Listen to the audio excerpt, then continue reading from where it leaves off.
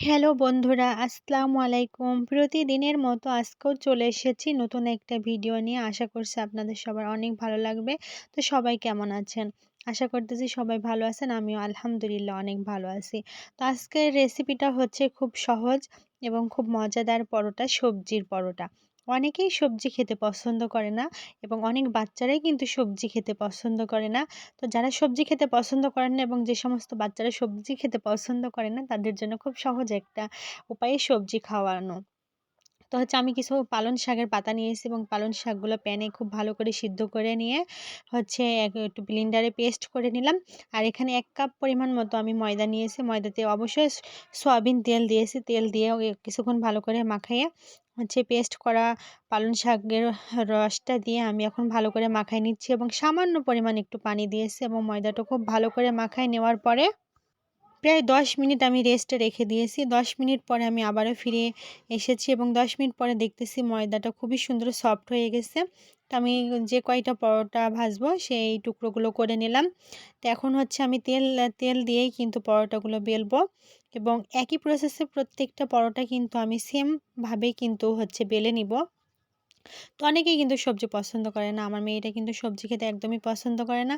তো মানে বাচ্চাদেরকে বোকা বানিয়ে কিভাবে সবজি খাওয়ানো যায়, খুব সহজ একটা রেসিপি সবজি পরোটা। যদি ভালো লাগে ভিডিওটা অবশ্যই আপনারা বাসাতে একবার ট্রাই করে দেখতে পারেন। এবং পরোটাতে অবশ্যই পানিটা কম দিতে হবে। তেল দিয়ে চেষ্টা করতে হবে পরোটা বেলার জন্য এবং পরোটা হচ্ছে ময়দা মাখার জন্য এবং পরোটা বেলার সময় অবশ্যই তেলটাই কিন্তু বেশি ইউজ করতে হবে। তো আমি একই প্রসেসে প্রত্যেকটা পরোটা কিন্তু বেলে নিয়েছি এবং আমার কিন্তু এখন সব কয়টা পরোটা বেলা হয়ে গেছে। তো হচ্ছে এখন আমি ভাজার জন্য চলে যাব। একটা প্যানে কিছুটা তেল দিয়ে তেলটা হচ্ছে গরম করে নিয়ে তো হচ্ছে এখন আমি তেলে সবজি পরোটা ছেড়ে দিলাম। তো এই যে খুব সুন্দরভাবে আমার পরোটা কিন্তু ফুলে গেল এবং খুবই সুন্দর লাগছে দেখতে ফুলকো ফুলকো সবজি পরোটা। উম কে কে খেয়েছেন সবজি পরোটা অবশ্যই একটু কমেন্ট করবেন। আর ভিডিওটা যদি ভালো লাগে অবশ্যই ভিডিওটা দেখে গঠনমূলক একটা কমেন্ট করবেন। তো আপনাদের একটা লাইক কমেন্টে কিন্তু আমাদের কাজ করার আগ্রহ বাড়ে।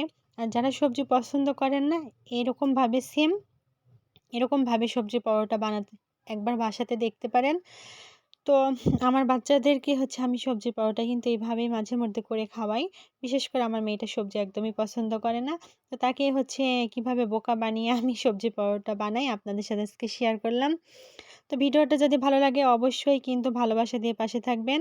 তো আমার তো এই যে প্রত্যেকটা পরোটাই কিন্তু ভাজা হয়ে গেল।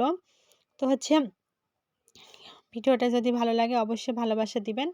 তো ফুলকো ফুলকো সবজি পরোটা এবং হচ্ছে সকালের নাস্তা কিংবা বিকেলের নাস্তাতে বেশ জমে যাবে। তো সবাই ভালো থাকবেন, সুস্থ থাকবেন। আজকের মতো আমি এখানেই বিদায় নিলাম। আল্লাহ হাফেজ। আসসালামু আলাইকুম।